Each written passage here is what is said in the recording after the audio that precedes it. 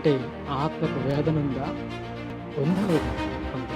ఏవండి చనిపోయిన తర్వాత మన ఆత్మ వేదనకరమైన స్థలాలకు వెళ్ళకుండా ఉండాలంటే మనకు అప్పగించినటువంటి పనిని మనం చేయాలండి. మన వాక్యాన్ని తృణీకరించకూడదని ఏవండి ఎంతమంది క్రైస్తవులు అనుకుంటున్నారు ఆలోచించండి ఒకసారి.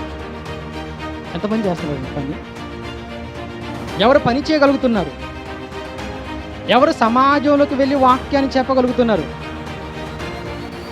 ఏమండి వెళ్దామండి పలానా ప్రాంతానికి వెళ్ళిపోయి సువార్త సభ చేద్దాం, కార్యక్రమం స్టార్ట్ చేద్దాం, ఏమైనా దేవుని మాటలను అందించేద్దాం, నశించిపోతున్న ఈ సమాజానికి. ఎందుకంటే అసలు అంత్యకాలంలో ఉన్నాం మనం.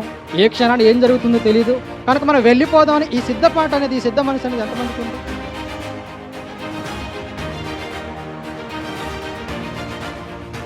ఎన్ని వ్యసనాలకు వాళ్ళంతా కూడా లోనైపోయారు, ఎన్ని చెడుకు ఎంతగా బానిసైపోయారు మీరు చూస్తున్నారు రోజు. అసలు తల్లి అంటే భయం లేదు, తండ్రి అంటే భయం లేదు, పెద్దలంటే అస్సలు గౌరవం లేదు.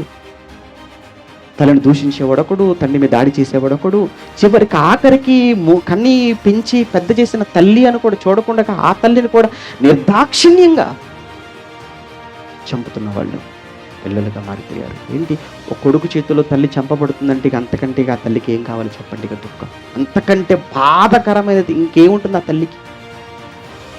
రే, ఏ తల్లి రొమ్ము పాలు తాగేవో అదే తల్లి రొమ్మును తన్నుతున్నావు అని అంటే, ఏ తల్లి నిన్ను ఒడిలో పెట్టుకొని నిన్ను పెంచి పెద్ద చేసిందో అదే తల్లి ఒడిలోకి ఈరోజు కత్తిని నువ్వు దింపుతున్నావు అంటే ఇక అంతకంటే ఇక తల్లికి ఇంకేం కావాలి చెప్పండి శిక్ష? అంత భయంకరంగా మారిపోతున్నటువంటి రోజుల్లోనికి మనం వచ్చాము. ఇది కేవలం ట్రయల్ మాత్రమే. ఇంకా భవిష్యత్తులో ఇంకా భయంకరమైన రోజులు రాబోతున్నాయి. అది ఏదో నాకేదో జ్యోతిష్యం తెలుసని చెప్పటం లేదు. దేవుడు చెప్పింది నేను మీతో చెప్తున్నాను.